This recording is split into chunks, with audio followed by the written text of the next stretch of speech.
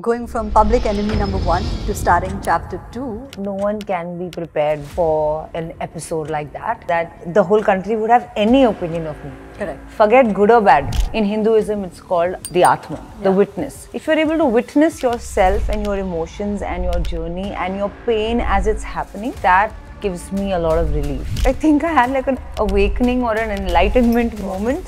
While I was in prison, there is a weird sense of equality. Everyone is like a number. It's just human emotion at its basic rawest. Yeah.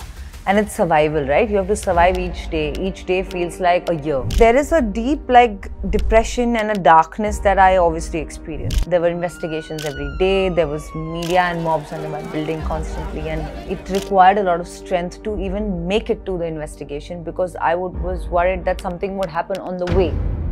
I remember looking at myself in the mirror and saying, "Teri fat rahi hai na, tension mat le.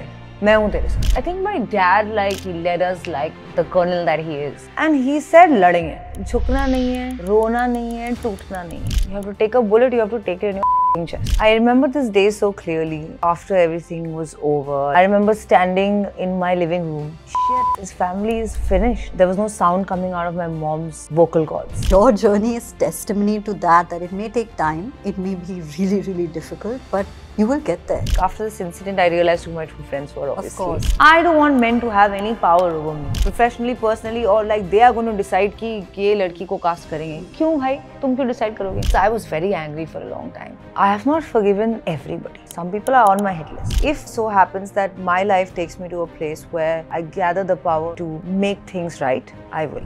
First of all, there's no right age for marriage. Yeah. Secondly, I am तो reaching this place कि करनी ही क्यों है? Buddha said it. All of life is suffering. I think you have changed my experiences of going on podcasts again.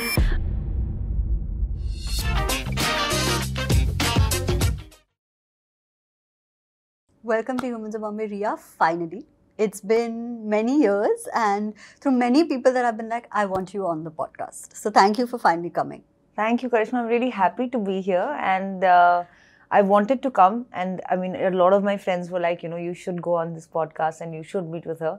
But once bitten, twice shy, so I was a bit nervous about like giving an interview again, but somehow just seeming right. Yeah, okay, good. Yeah. Because I mean, I've been wanting to hear your story and tell your story for so long because you're somebody who's lived lifetimes in the past 5 years and going from public enemy number 1 to starting chapter 2, which we're all very excited about and it's looking good also visually. Thank you. How does it feel? Well, it's interesting to say the least. I mean, it's been a journey. I don't think I can really describe it in few sentences, but if I were to, I think I've seen a lot. I've seen the dark side. I've seen the neutral side. Like in between the dark and this now, the chapter 2 phase, I think I was also at 0. I've also lived in Shunya for a while and now coming back into the hustle and, trying to make something of my life all over again. It's a new career for me, starting a brand, entrepreneurship, even podcasting. I'm used to a very different career.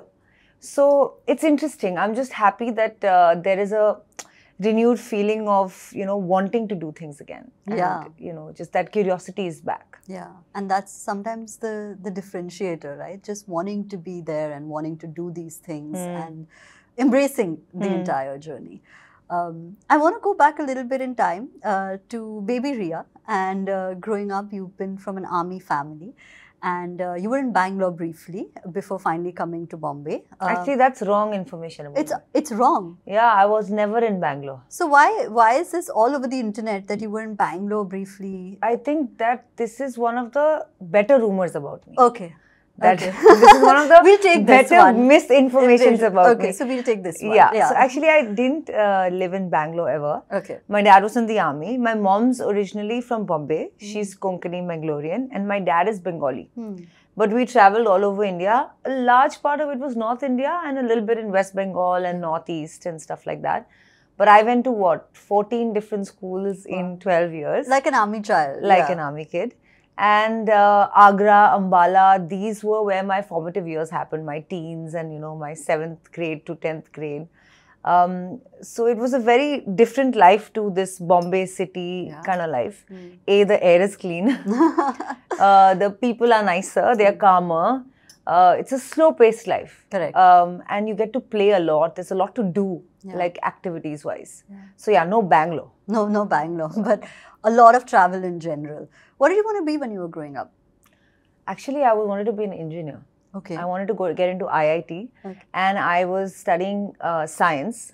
I topped in my 10th board. I got 94.6 and I came in like the front page of Dainik Bhaskar and all of that. And then I was enrolled into these AK Vidya Mandir type of setups for like coaching, for engineering, for IIT coaching specifically. But somehow like life had other plans, and I did go to IIT when I was 18, but as an MTV VJ for the first time to judge an event. Correct. So yeah, I did go to IIT, but in a different way. Yeah. So how was it when you came to Bombay and then, you were in front of a camera so young, like you said, you went at 18, and before that 17 is around when your career began. So how did it feel, and how did you make this decision that, you want to be in front of the camera? Actually, I think that when I think about it, it's really funny, like I did want to be in front of the camera, but I didn't really know what it meant. Like in my family, like dur tak, there is nobody who's in the films. Yeah. Everyone's either an engineer or a doctor. And growing up, like I was only surrounded by army officers. So at a point, even I wanted to join the army. Or I wanted to be a doctor like my dad, or I wanted to be like an artist like my mom, or then I was good in science, so I was studying engineering. But my core feeling was that I wanted freedom, which I felt that being in smaller towns, as a girl, it's a little hard. Okay. Like you have to come back home before 7 p.m. Like if I was 15 minutes late, like the military police would be looking for me. Really? It's really scary. Yeah. Especially in large parts of North India where I was growing up as a teenager. And you couldn't wear sleeveless clothes, you couldn't dress a certain way. Like the ratio in our schools of boys versus girls is, as we got into a new grade, kept decreasing. So that kind of environment I really wanted to break free from. Yeah. Having said that, it was still protected for me because it was the army cantonment area, and there I was really having a good childhood and really enjoying my time. But a part of me wanted to just go to a big city. Yeah. Like want to go to Bombay. Yeah. City of dreams. Yeah, and then I chanced upon MTV's show called Teen Diva. It's the only show that would allow anyone who was under 18 to come on it. Yeah. And I started feeling a little bit like dissuaded by IIT padungi, fir IIM karna padega. So I was like, why am I doing this? Is there no shortcut? I'm like, is there no way that I can just grow up? Like, I don't want to do college and then do another college and then get a job. Can I just get a job? Yeah. So I applied for Teen Diva. I chased them. I chased MTV, and I happened to get into that show. I didn't win the show, but it so happened I became a VJ at 17. Yeah. I got to come to Bombay, and I really thought I've like made it. Yeah. Like for me, it was like, as one would, right? When you get 17. That opportunity at 17. Yeah. And also financial independence, which I'm assuming they crazy. Had. Yeah. I was the richest in my mind that I've ever been. Yeah. Because for a 17-year-old, initially they could only pay me a stipend. So MTV used to pay me a stipend of 35,000 rupees at 17. This is 2009. That's a lot of money. I was back in the day. I'm like Bill Gates. In my mind, I can just buy you anything. Yeah. You say what you want. I have a younger brother. He's 4 years younger. Yeah. So imagine that dynamic. I'm like, when you're in Bombay, you come, I'll take you shopping. We can go here. We can eat whatever we want. So that kind of freedom, I really got excited by. Yeah. And then as a progression, films happened because I was on air. Then Yash Raj started calling me for auditions, and I didn't ever think that I would be an actor. Yeah. I used to interview actors as part of being an MTV VJ. And oftentimes, they used to say, you should be in a movie. So then this thought started coming to me. I can be. Actually, if they can be, then I can be. Yeah. And that's how like this journey happened. But interesting, like life has plans. Yeah. Yeah. Yeah. So, you went from being like a VJ, and then you had, like you said, you started getting approached for films, so to be in front of that camera. And then, of course, there was a lot of public scrutiny in the past few years. It's all very intrusive and invasive. How did that pan out through the journey, right? Like, were you ever prepared for what was to come? No, I guess like no one can be prepared for like an episode like that. Yeah. No one can ever imagine. I definitely could never imagine that like the whole country would have any opinion of me. Correct. Forget good or bad. Yeah. Any at all. That you're so relevant. Like you're so important that yeah. people care about you. Yeah. And like I didn't know even when I was being an actor, I was not like कि मुझे number one बनना है. I was just enjoying my work. I was just really young. Like I was just happy. I was financially independent. I was getting work. I started enjoying acting as a craft. And that was it. It wasn't, there were no like goals. Yeah. So yeah, I don't think anyone can be prepared for that. Yeah. Per se. Yeah. So let's talk about this phase of your life, right? Before we get to chapter 2 and all the good stuff that's happening.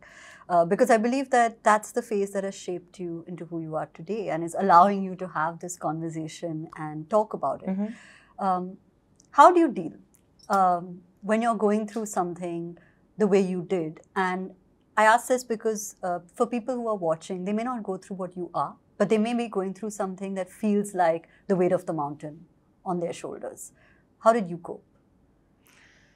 You know, it's funny, like one of my brother's friends was over the other day and she's going through some issues in her life and she's like, I didn't know who else to speak to. I wanted to speak to you. So she came over and she's like, because I don't even think that my therapist can relate to what's happening in my life. Yeah. Because they are so abnormal and gigantic, like weird things. And, you know, when I was saying this to her, like, how did I deal? I firstly feel that every person will deal and heal in a different way. Yeah. What will work for me will not work for you. Like, Shovik and I have had our own healing journeys. Correct. And both have been very different. Yeah. But largely for me, you know, Karishma, how I view it is that, okay, so there is billions of galaxies. Yeah. Then there's one Milky Way in that. Yeah. Then in Milky Way, like according to NASA, there is like some 3,619 solar systems. Out of which one solar system is ours, out of which there are 9 planets, in which there's one Earth. On Earth, there are 7 continents. In 7 continents, my country is one country. In that, there's my state is one state and my city is one. So, like, I'm so small. Yeah. So how can my problem be that big? Whenever I have relatively thought of the universe like that, like I think that having the ability to, like sometimes when you're very close to the painting, you can't see the colors. Yeah. But if you have the ability to be in the thick of the problem, but also zoom out. Yeah. Constantly have the zoom out view, which I think like in Hinduism, it's called the Atman, the witness. If you're able to witness yourself and your emotions and your journey and your pain as it's happening, I kind of feel like that gives me a lot of relief. Yeah. Because suddenly I'm like, I'm such a small part. Yeah. And I think another thing that I realized when I was in jail actually was that everyone's going to die. You know, I was like, okay, everyone's going to die. I'm like, these people who are saying bad things about you are going to die. The people who love you are going to die. You're going to die. Your friends are going to die. We're all going to die. Yeah. So how does anything matter? Yeah. Who gives a shit? Like, who cares? Like, you know, because otherwise you're going to be stuck in this, मेरा image खराब हो गया. Yeah. अब लोग क्या सोच रहे हैं? लोग मुझे ऐसे देख रहे हैं. I truly, like, I think I had like an awakening or an enlightenment moment while I was in prison when I realized this. And it's not that I didn't know this before. Yeah. But I really felt it. Of course. And I was like, wow, that is so great. Yeah. That this life is finite. Yeah. And at some point, nothing is going to matter. Yeah. So just do what you want to do, live the way you want to live. Yeah. Wear what you want to wear, meet who you want to meet, like do what you want to do. So I think these 2 things really put things in perspective for me. And I mean, I hope that for anyone else, like you said, who's going through something, just understanding that like it's not all about you. Yeah. There's something larger at play. And Yeah. You're participating almost in that script. Correct. And like, we are so used to being in our bubble and my life and अच्छा मेरा breakup हो गया है, मैं मोटी हो गई हूँ, मुझे film नहीं मिली है, ये वो, all of this, and all of us are like that. Yeah. In most parts of our life. But if from time to time we don't have the ability to zoom out, then we're just like egotistical, self-centered fools. Correct. Roaming around in circles. Yeah. And I don't want to be that. Like, because that world is really small. Yeah. And it only matters to me. When I leave this room, you may think about me because you have to still edit this podcast. But beyond that, every day when you wake up, you're not going to be thinking about my state or what is Rhea doing or where is she. And once in a while, if we form a connection, I will think of you and you will think of me. But that's about it. Yeah. So then why stress about what other people are thinking? What are they thinking? Who cares? Yeah. They are thinking about themselves only. Yeah. No, predominantly. Yes. Yeah, exactly. Nobody's sitting and thinking about you. You're lucky if you have 3 or 4 people in your life who think about you every day. Yeah. Most likely your mom, your dad or your brother. And if you're really lucky, then some companion who comes into your life. Exactly. Correct. I agree. Yeah. Let's talk about that time as well, right? When you went to jail, I remember you were wearing the T-shirt. It said, "Roses are red, violets are blue. Let's fight the patriarchy." Me and you. I remember I'd reposted it on. Let's smash the patriarchy. And you also said something which was really. It almost made me very sad, to say that the people inside jail are far nicer than the ones outside, and it was so upsetting to read that. It was just a. I don't know, I don't know how to put it in words, so I can't even imagine you. But talk to me about that experience. And like you said, like you've had this amazing epiphany while being in such a horrible situation. How was it like when you were inside jail? Hi guys, I hope you're enjoying the podcast so far. Do let us know what you think down in the comments. We always read what you have to say. And on that note, I want to fill you in on something really exciting that we're building at Humans of Bombay. So you guys know, we've mastered the art of storytelling for the past 10 years. And you have trusted us to tell your story. So now it's time for us to empower you. So me, along with 5 other experts, have curated a course for just that, where you learn how to tell your story in different settings. So it's called How to Tell Your Story, and the course is live now. You can check it down below in the link or even on the pop-up here. And with that, let's get back to the podcast. How was it like when you were inside jail? Jail is actually a very different world because there's no society in jail. There is a weird sense of equality. Everyone is like a number, like they're not a person. You're a UT number when you're in under trial prison. And I would like to believe that in most of the under trial women's prisons, at least from what I experienced where I was, 70-80% of them are innocent. Yeah. The 20% who done it are to saying ki I did it in self-defense or like this happened or that happened. But the justice system takes a long time. So they spend more time than their actual term had they got convicted. But they haven't even gotten convicted and they are just in there, some for 7 years and 8 years and 9 years and 10 years. So there's no phone, there's no contact with the outside world. Most of them have even lost the 1 or 2 family members who would support them because of the fact that they are now in jail. Yeah. And so it's a very sort of in a strange world. It's a very evolved crowd. Because it's just human emotion at its basic rawest. Yeah. And it's survival, right? You have to survive each day. Each day feels like a year. Like it takes a long time for a day to finish because you're literally doing nothing. Like today, I've already gone to the gym, I've done 2 meetings, I went to the office, I tried to sell my clothes, then I took a drive, I came here and I still have to go somewhere. Yeah. So your life is passing fast. There it's like pause. Correct. There's nothing. Yeah. It's just you. So my time in there actually was really difficult in the first, 2 weeks to kind of adjust to this situation because no one ever believes that they're going to go to jail. Yeah, you always think that it won't be me. हाँ, मेरे साथ कैसे हो? How can this happen? ये तो हो ही नहीं सकता. Yeah. But once you're in there, it takes a long time to kind of, understand that this has happened. Yeah. And there is a deep, like, depression and a darkness that I obviously experienced. Like, there was a darkness that was there, and like, you're seeing your mind. I was able to see, I'm like, oh, this is going bad. Like, you're really thinking negative thoughts now. Yeah. And I've always been a very, like, bubbly, positive person, like delusionally optimistic. Yeah. Like, that's what everyone around me thinks I am. But I did have a moment after that darkness where I was able to find light. Wherein I realized that, hey, this is also an experience in my life. Yeah. And it's probably never going to come back again. And these are people who I'm probably never going to have the chance to meet.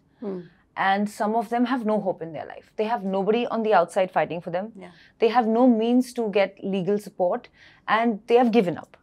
I was like, why don't I give them a little bit of me? Like, why don't I teach them yoga, maybe do like dance classes for them, like whatever I can do. Yeah. So I started doing that. And I started interacting with the children a lot and teaching them some poems and stuff like that. And that became very enriching for me. And that became very, very powerful. And it changed my perspective on everything. Like, like I knew going forward, I would never be the same person again. Also, like, the thing about a life experience like this is it doesn't go away. Yeah. It's always there, but your life grows around it. Your life becomes bigger around it. And it still remains, but it becomes a tinier and tinier and tinier part. But did it help change me and evolve me and make me see things in a very different way than I used to? 100%. Yeah. Was it difficult? 100%. But I think I was able to find some place within myself which gave me a lot of strength. Yeah.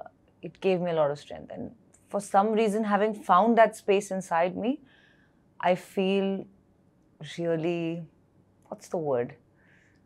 Really peaceful. That I know. It doesn't matter if there's anyone in my life or nobody in my life who supports me or who loves me. I love myself. And I am there for myself. Wow. And I am my own best friend. And we are good. That's an amazing place to be. Yeah. So that came with great difficulty. But I would often, like, obviously, like, even before I went in, situation was really tough for me. There were investigations every day. There was media and mobs under my building constantly. And it required a lot of strength to even make it to the investigation, because I was worried that something would happen on the way. Yeah. The way the mobs would chase and stuff like that. Yeah. So at times I would have to, I started going to myself in the mirror before I had to leave the house and talking to myself. And I remember saying this to myself. I remember looking at myself in the mirror and saying, "Teri fat rahi hai na?" And it almost felt like the mirror said yes. It's like, tension mat le, main hu tere saath. Chal. And just that much, it just, like, it just gave me like this power. Like, you know what? Forget everyone else. Yeah. You got your own back. I have me. Yeah, I can be a good friend to so many people. Why can't I be there for myself? Yeah.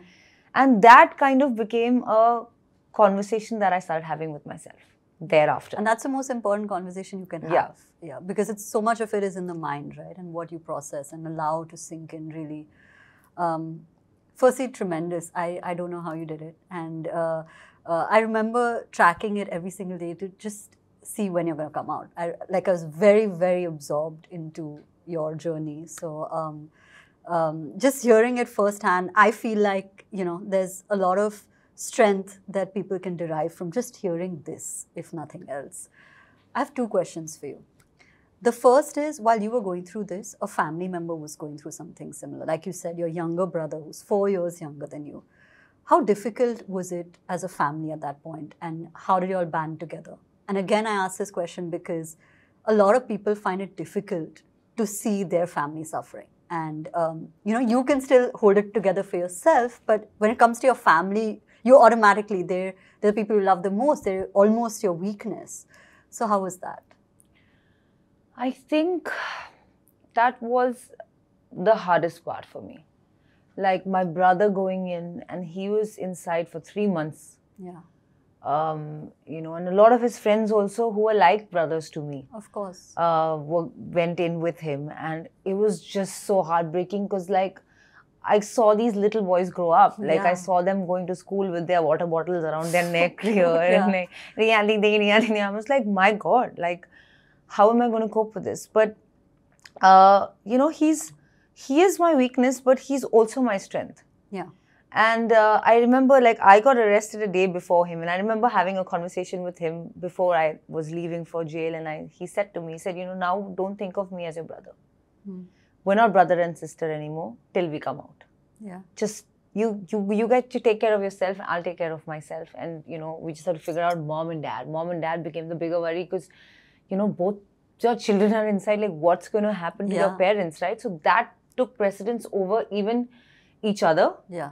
But having said that, that was a really, really, like, that is the hardest thing I've ever been through in my life. Watching my brother experience that pain and that trauma, and having to have seen him go through the healing journey and struggle and find his footing, that I think is really, really painful. And it still is not a wound that I can ever heal. It's not going to go away. Yeah. But having said that, we're like bloody close. We're like too close. Yeah. And we were very close to begin with.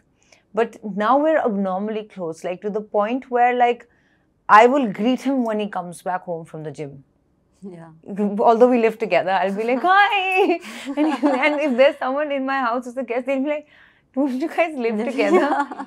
And he often jokes, he's like, they'll never get it because they don't have what we have. J time. And I'm like, yeah. You know, they won't get it. Yeah. So that bonding is, you know, of a different caliber. Yeah. And yes, he is my weakness. And yes, this is the hardest thing I've been through. But I truly believe, you know, everyone's journey is written. Yeah. Everyone has to go through what they have to go through. And he's my younger brother, but I treat him like my son almost because I was 4 years older than him. I still love mothering him as a baby and all of that. But like as that feminine energy in his life, it was very difficult for me until I realized what my parents must have had to go through. Yeah. And I was like, you know, you have to be able to say ki, this may be my child, this may be my son, this may be my brother, but he's going to go through his share of pain in life. And you can't do anything about it. But be there for them or guide them in the little guidance that they may take. They may not take it coming from you. Yeah. So, yeah, I think he's in a very good place now though. Yeah. And I'm really happy, like, he's working, he's fit, he's working out. And, you know, just seeing him grow into this young man that he's become. Yeah. Like, I feel really happy. Yeah, as you should, because, and I love that he said, you know, they don't have what we have jail time.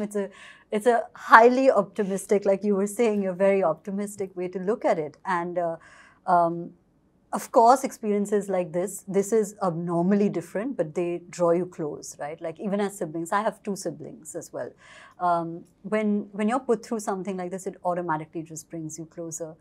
How did you guys decide to look after your parents, or what was the conversation that was had as a family unit, right? Because this was coming, and like you said, you had a conversation with him one day prior. What was the best thing to do for the family at that point in time? I think we each were holding it together for the other one. Yeah.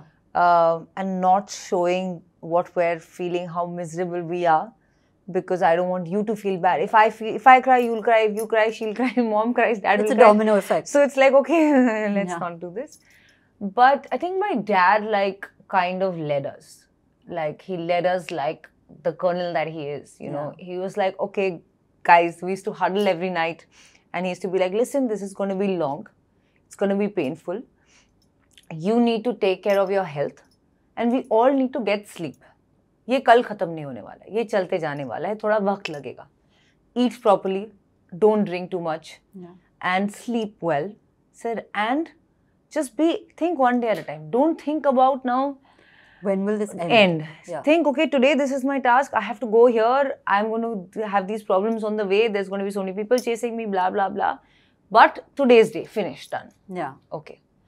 And I think that it's truly his army spirit, if I may say, that we imbibed growing up. Like watching him and all the amazing army officers and Jawans that I have grown up with and I've seen them, they kind of have a very unbreakable spirit. Yeah.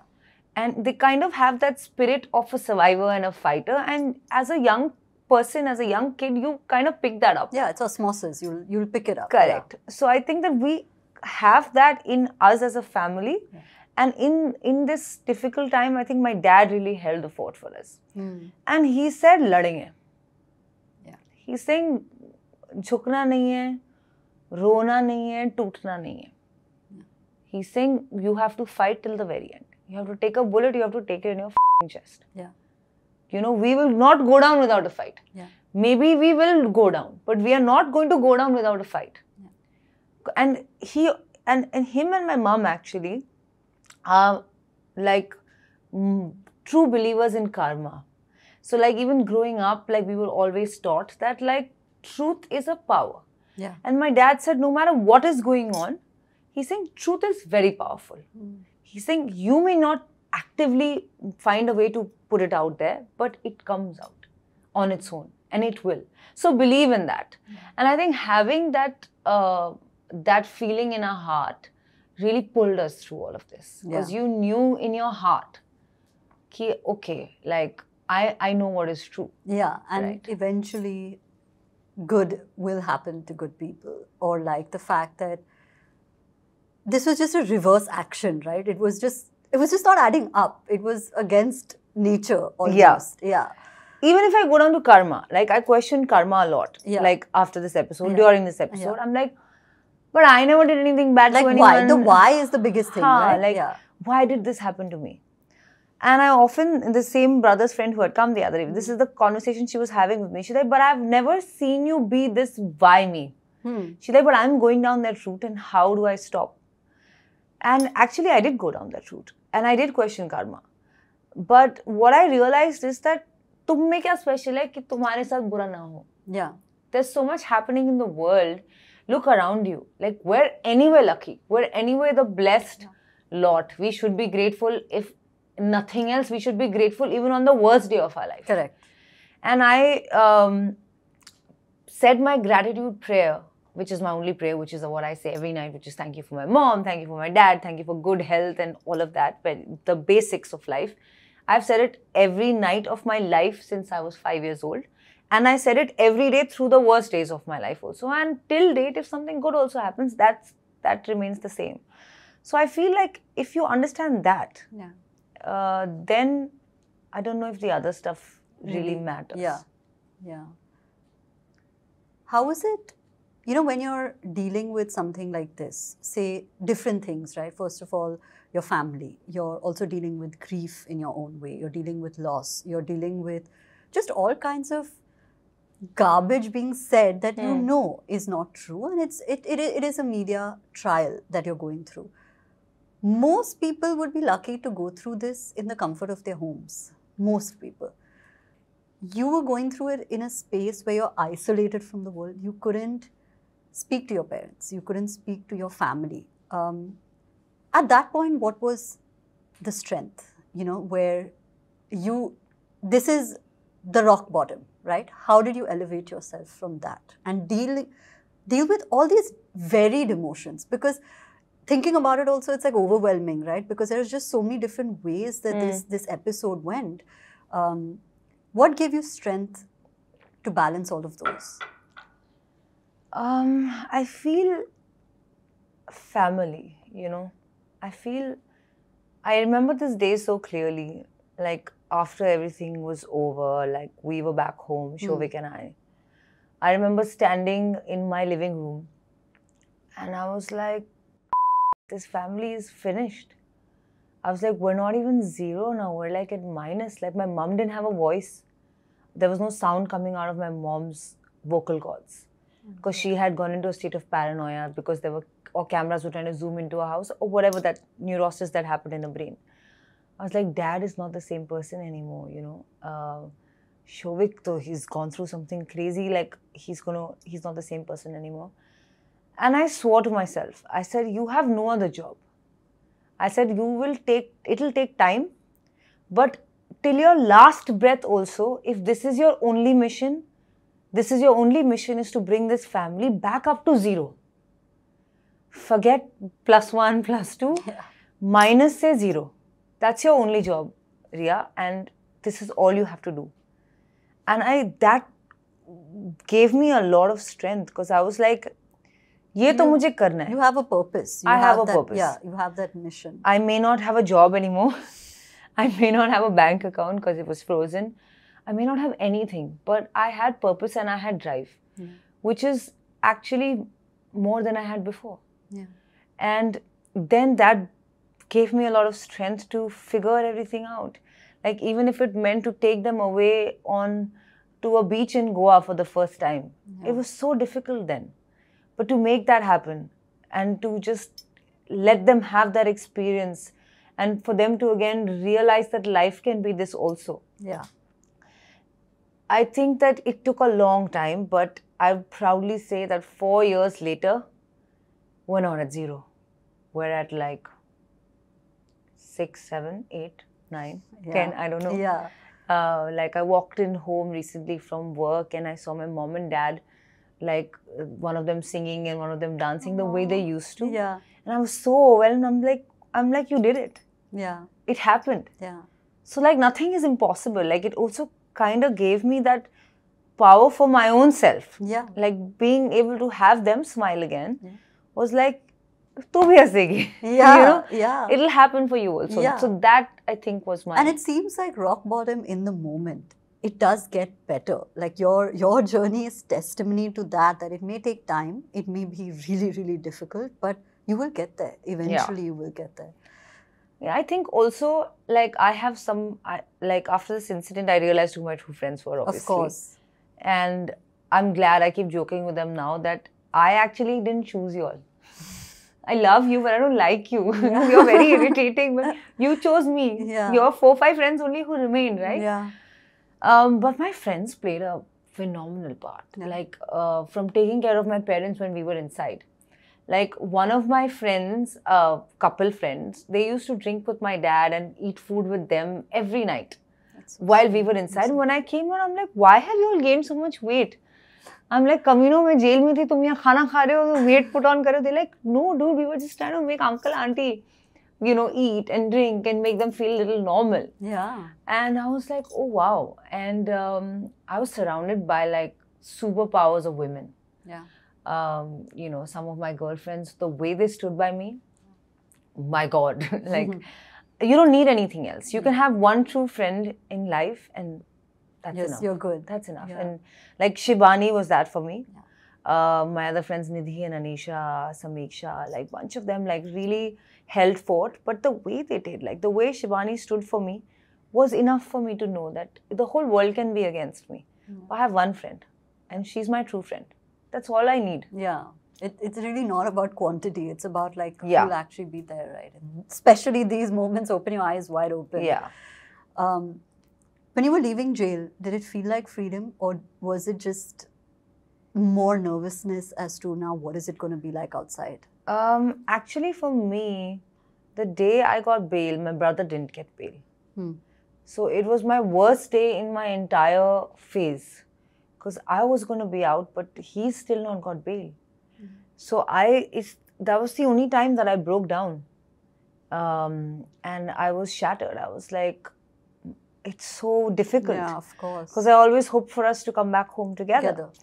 So yeah, and then it was a journey of like coming back home to my parents and realizing that they were not even there. Like my parents were not the same people that I had left and gone. And then, you know, like how to help Shovik, like how do we get him the best legal support, how do we get him his bail and, you know, fight for that. Yeah. But I have never been, again, like the drive that I experienced then, I have never experienced that drive in my life. To like get something done, right? Yeah. To like get this person out and back. Yeah. Yeah. But it was traumatic. Like I think this is like the most difficult phase of my life, that bit. like when he was inside. And you were outside. When you're finally reunited as a family, what was that day like? Take me through that day. It was a very strange day, to be honest, like, because we were happy, but we were broken, you know. So we were not the same. Like, we were putting on an act for each other to make the other person feel better. But there was a lot of fear and paranoia in my parents. There was a lot that a young boy, he was what, 24 when he went in. You know, he had got 96th percentile in CAT. And he had got admission in one of the IIMs the same year that this happened. Like, that was going to be his life journey. But instead, now he had been in jail for 3 months and come back home. So it was very, very different. But I would like to say we still dared to hope. And I think we still dared to believe that, like, one day we'll be normal again, or one day we'll be peaceful again as a family. Yeah. And I think that's the journey that we took on. Yeah. So how did chapter 2 then begin unfolding for you from there onwards? Now that you've left this behind, of course, the media scrutiny continued. Also, what I think was an unfortunate byproduct, which we must address, is the work, right? The work effectively stopped for you. And that's so unfair because there's just, again, like, I have no words. So how were you coping with that? Because, and I'll tell you this from my experience. So we went through something very, like, extremely different, but a legal case last year. My moat was work. Like, I was at work 15 hours a day because I was like, I can't go home. I live by myself. So I was like, I'm too scared to go home, right? So this became my anchor. And for that period of like 2 months, which was extremely difficult, and there was also a lot being said, and Reddit threads that were speaking absolute nonsense. I couldn't imagine my life if I didn't have this space to come to. So I'm asking you from that lens, that what then became the moat for you to fall back upon and say, okay, this is how I will rebuild? You're right, like not having to go to work, like realizing that there is no work. Yeah. Like realizing that, oh, okay, like, what? Like, you can't do films anymore? Like, people are not going to cast you? Like, okay, then what are you going to do? I've just studied till 12th standard. I'm like, I don't have any other skills also. It took a bit of time for me to realize. And initially, I did try and meet people from the industry and like go up to them and be like, give me a role, give me any role. You know, just give me work. I just need to work. Yeah. And like, I need to earn. I need to have that financial independence again, and I need to feel normal. Which you've experienced in 17. Correct. You've had financial independence. Correct. Yeah. But that didn't happen. And I was a bit bitter in the start. Like, everyone, sab itne fartu kyun hai? Like, this was spineless. But I got over that because I realized that it's not their fault particularly, because like, they're just scared of what people will think of them, and unfortunately or fortunately for them, they're still stuck in that. I have had my evolution. If I hadn't had my evolution, maybe I would be like them too. Yeah. So how can I judge them? But funnily enough for me, motivational speaking came up as a profession. Wow. Someone invited me to one of these communities to do a motivational talk. And I was like, motivational talk? But like, what am I going to say? And I just went the first time and everybody loved it. People cried, they clapped, they stood up. And I was like, okay, this could be my job. Yeah. And then for the next few years, I mean, the first 1 year almost I didn't do anything. Yeah. But post that, the next couple of years was just motivational speaking. Yeah. And I would be uncomfortable with sharing my life experiences on the camera because I knew that it could be misconstrued. Of course. It has been. So I had only one clause that it cannot be recorded. And they all agreed, and that became my profession. Wow. And that sustained me, and that gave me financial independence again. I was like, wow, this is great. Yeah. And then that feeling of like doing more and more stuff that did not involve other people, or it wasn't on their decision. Like, you were not dependent on somebody else in that sense. Especially men. Yeah. I don't want men to have any power over me. Yeah. In any way, professionally, personally, or like they are going to decide कि ये लड़की को cast करेंगे. क्यों भाई? तुम क्यों decide करोगे? So then I decided that okay, chalo, let me also do my own podcast. Yeah. And let me talk to the people that I want to talk to. And from there, like Shovik and I started talking about like starting a business together. And we're like, okay, what do we do? And he's like, okay, what is the one thing that you feel most strongly about as a material object that can give someone a good feeling? Yeah. And that's when I thought about that t-shirt that I wore. Yeah. I was like, that t-shirt happened to be in front of me, but I resonated with it. It spoke for me when I couldn't speak for myself. Why not empower people through clothing? Yeah. And then we decided to come up with Chapter 2 clothing. And then Chapter 2 just became an idea as we felt like, what is this phase we're in? It feels like a new phase, a new chapter. And then we're like, okay, let's just call it Chapter 2. Yeah. So through this period, right, how important was forgiveness? Because I don't think you can be here until you have let go and just been like, I forgive it, right? Because what other way is there to be? Because yes, you were wronged, and yes, it was extremely unfair, but letting go is the only way to come here. So how was your relationship with forgiveness during this time? Well, I watched a documentary called Rubaru Roshni Hai. Okay. And that initiated my path on forgiveness. It's a beautiful documentary about a lot that happens with a sister who forgives her brother's criminal. Okay. And I was like, wow, like this is insane. But I didn't think that I would be able to find it in my heart to forgive like what happened and all of that. But it just became the simpler way to be because I was very angry for a long time. And anger would just give me like gut issues and this issue and acidity, basically. Yeah. I suffered from acidity for 3 years and very badly. That forgiveness became the only option. Let's say that I was forced to of course, go down this path. Having said that, if I'm being completely honest, I have not forgiven everybody. Some people are on my hit list. Yeah, for sure. I just got scared. Yeah, some people are there who I'm not going to forgive. And if so happens that my life takes me to a place where I'm not powerless, but I gather the power or the, the social influence that's required to, make things right, I will. I understand it. Yeah. It's sounding very like Dawn giving a thread. No, you know what I mean? Yeah, like, no, I understand it. I understand it.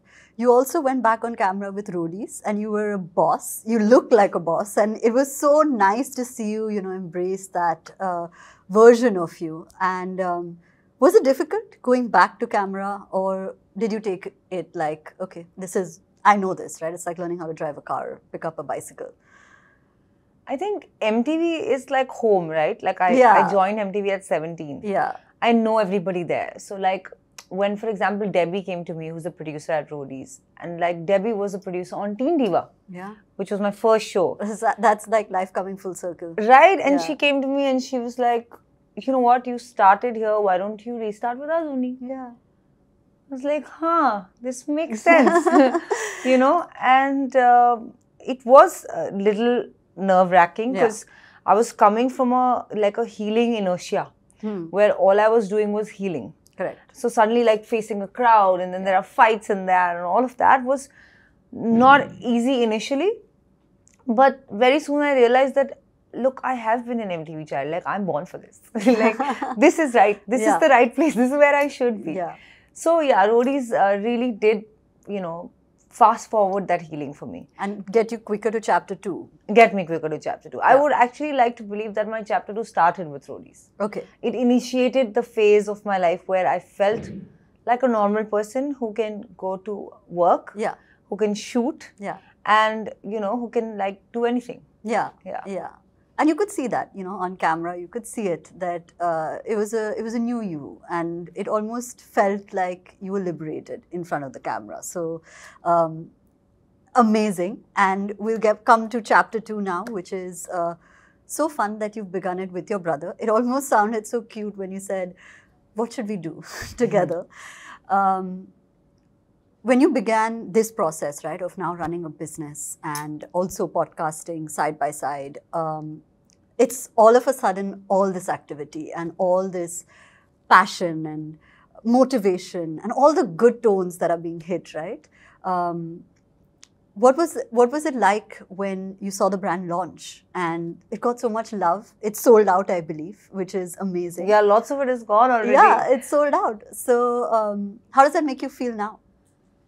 It's been, you know, like, it's funny because when you're not used to like good happening for a while, what tends to happen is you're like, I'm feeling really good. Is this going to go away? Yeah, is it going to go? Like, is this really real? Yeah. Like, is this going to happen? Is this going to continue? But the brand launch day was very exciting and nerve-wracking. Like, we have been working 18-20 hours a day, like from packing the clothes to barcoding. Like, we're like a 4-5 member team. You know, like we're like a real startup. Yeah. Like, we're like a start down, literally. So, yeah, it's been very nice because we've been working on it for 10 months. So it feels like your baby is delivered. So the brand launch day is like, okay, now people are going to wear your clothes. Are they going to like it? Yeah. What's the feedback? Is the user journey okay? Is the website okay? Is production in sync? Is logistics in sync? Yeah. Social media, all of this is so much. But I'm enjoying the process because it's also, you're creating something. Yeah. Like, a brand is also a very creative process. Of course. So I've really liked this part and I'm really wanting to do more and more of it. And hopefully, as people buy more and more of my clothes, pure marketing here. We'll plug it. We'll plug it through and through. I hope that I can make more things. Yeah. You know. And how was it like with social media? Because that's daunting, right? I remember when this episode happened last year, I was just like, man, I don't want to be on Instagram and all of that. Like, it's pressure. What's your relationship with social media now? I don't care, dude. Okay. I don't care, like, good or bad. Yeah. Like, I post what I want to post. Yeah. I didn't even turn my comments off in 2020. I still get trolled a little bit here and there. Chodel, vodel, kala jadoo karti hai, nagin, some snakes and all. But I really don't care. Yeah. I have gotten to that place. It used to upset me earlier and I used to be like, why don't they like me? I was like, what did I do? I haven't done anything. I have not done anything to them. Like, they don't even know me. Yeah. They don't even care to know me. They just want to hate me. Then I realized, I'm like, there's just hate in their hearts. That's their problem. Yeah. They'll all get acidity and then they're going to have to evolve. And then that's their problem. And they're going to have to arrive here where I've already reached through the acidity that I've had. Yeah. Correct. So I don't care, honestly. Yeah. And I think that there are lots of like nice people also on social media. Yeah. I agree. Yeah. Who will support you. Who support me only not. They also like write nice things or they are genuine. I focus on them. Yeah. I'm able to focus on them and not on the trolls. But trolls bhi theek hai. Comments बढ़ जाते हैं. Engagement. It's good. Yeah. Trolling is good. I'll tell you, like, the most famous people in the world today are the most trolled people in the world. I agree. Yeah. Like, Kim Kardashian is really trolled. Donald Trump is really trolled. Elon Musk is trolled. Elon Musk is trolled. And these are the 3 very influential, famous people in the world. I don't think I was like 100th the amount of recognizable as I am today because of the trolling. Correct. Because positive news no one wants to hear, na? Yeah. So, theek hai. It's okay. It's all good. Trolling is great. Keep trolling. So, we've spoken about your relationship with hate, and the opposite is love. So, how has your definition or your relationship with love evolved through these years? I think that I've always been a believer in love can change the world. Yeah. Love can fix everything and love is a superpower. I did have that belief shake for a little bit. But today I think I'm back at that belief and I'm happy that, you know, whatever happened in my life did not make me jaded and did not make me lose my faith and belief in love. Yeah. I do believe in love. I still do believe it's a superpower. I feel that love is very infectious. Yeah. And giving love is always more fun than receiving it. Yeah. I think for me, the definition of love is probably my mom. Like, she's just love. Like, she's love to anybody. Like, everyone is like, you meet her only and she's like, Baba, beta, aajao, beto, khana. Like oftentimes, like, people who come over, like, even for work, I'll be leaving for my next place and they'll be staying on and they'll all send me a long message about my mother. So yeah, I think that love has more need today in this Kal Yug than it had before. Giving love is important. Being considerate about other people is important. And I make a conscious effort to try and give that little bit extra to every single person that I meet on a daily basis. So maybe like someone's having a rough day and you say something nice about them, like whether it's at office with like my design team or like someone, or whether it's, you know, on the street even, like whether I could be in an auto rickshaw, like I'll always chat with the rickshaw wala and be like, aap kahan se ho, aapki family kahan rehti hai, are aap to family bahut proud hogi, and they feel very, like, I can feel that movement in them, because I feel all that the world needs right now is a little bit of love and kindness and just compassion, right? Yeah. You've spoken about something that I talk about often on the podcast also, is about being a marriageable age, right? Especially for women. And it comes time and again, it comes to me. I've said this before. I've interviewed the highest office in the country. I've interviewed our Prime Minister. But the question I get asked the most is, when are you getting married? So talk to me about that. Talk to me about just women in general, right? Who are looking for a little bit of assurance on timelines that we're forced to abide to. When are you getting married?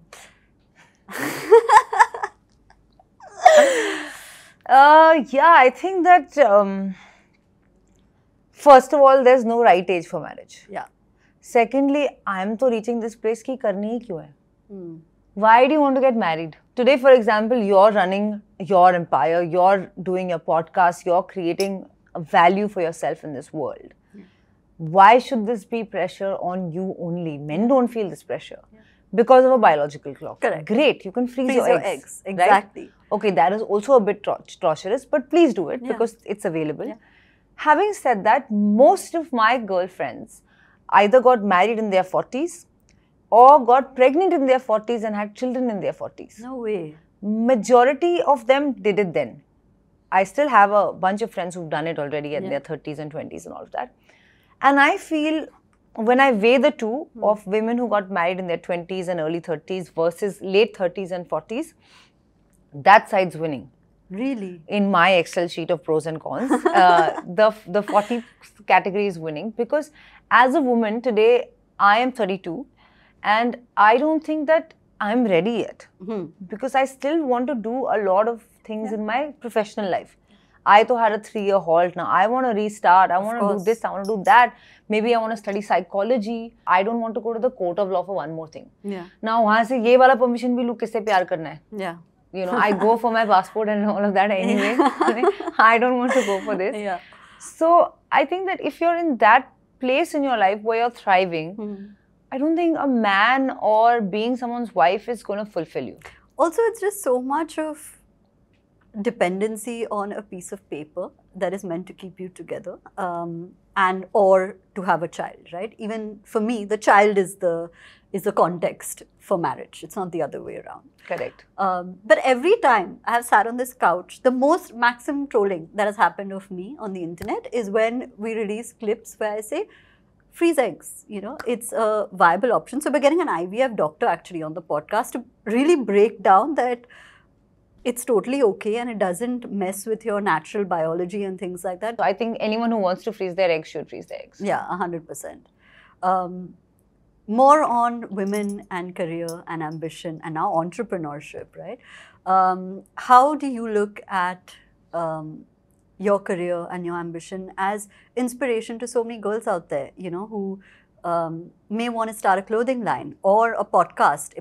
Like now, the amount of people who want to do podcasts is very large. What do they need to do to start? You began at a place where obviously you were also not entirely sure. You were nervous, right? It's chapter 2. So what advice would you give young girls who are watching, who want to make something of themselves? I think that for young girls, I would only like to say one thing. Financial independence is the most important thing that you will ever get in your life. If you're financially independent, you will not make any decision based on finances, which is often the reason for marriage. Back in the day when marriages worked, it was because the man provides and the woman nurtures. Now we also provide, but we also nurture. Yeah, we can do both. We can do both. And okay, fairly, some men can also do both. But most men can probably only provide, and that comes with its repercussions. That comes with the inequality in the power dynamic of a relationship. Correct. Having said that, this is not a judgment on any woman who wants to be a housewife or who wants to just be a nurturer. That's also beautiful. If you found the right partner, that can be wonderful. But if you have your own financial independence, it's liberating. You decide what you want to do. You decide what you want to wear. You decide who you want to meet. You decide how you want to live.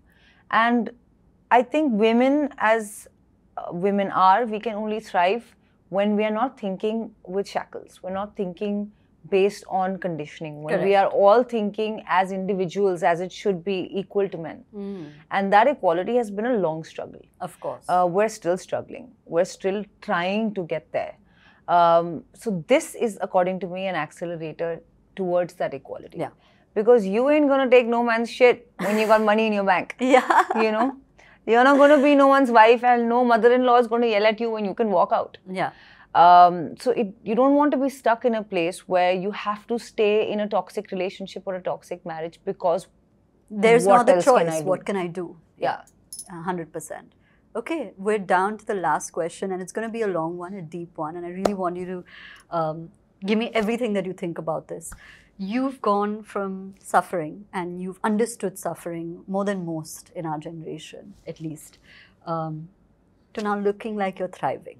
And it's been a journey, and it's had so many dark days, like you were saying, but now it seems like light. And how has suffering enabled this for whoever watching, in whichever context, are going through something, that they will too see the light like you have? Deep question. I think that Buddha said it, right? All of life is suffering. He got enlightened, and then he came back to his village and he said, all life is suffering. Now, if we're going to view suffering, which we're all going to go through from time to time in our lives, as this bad thing or this, oh, I can't do it, then it's constantly going to be larger than it is. If we're going to view it as happiness, sadness, happiness, summation should be 0, and that is a life well lived, great. Because oftentimes I notice that people are very scared of feeling pain. Pain is just another emotion, like happiness is, like joy is. We like those because they make us feel a certain way, and we don't like pain. I understand why. Pain is painful. But it's just another part of your life. It's just another phase, as is your happy days, as are your good days. So if you can understand that, you can take neither of them seriously, but grab on to the happiness a little tighter. When you have it, you cherish it and enjoy it more, even the smaller stuff, and not overemphasize and wallow and like go down the downward spiral of the pain phases that come. Easier said than done, but it's the only option. It's the only way we can survive, and most definitely, it's always darkest before the dawn. All these cliche quotes that I used to make fun of before I ever went through anything really became like so real. Ye, iska matlab ye tha, you know. So hope, and like having hope and, you know, keeping faith in your heart is really important. Keeping faith in the larger plan for you being a good plan is important. Even the bad that happens in your life is taking you somewhere. If the bad that happened in my life didn't happen, I would probably still be pursuing acting.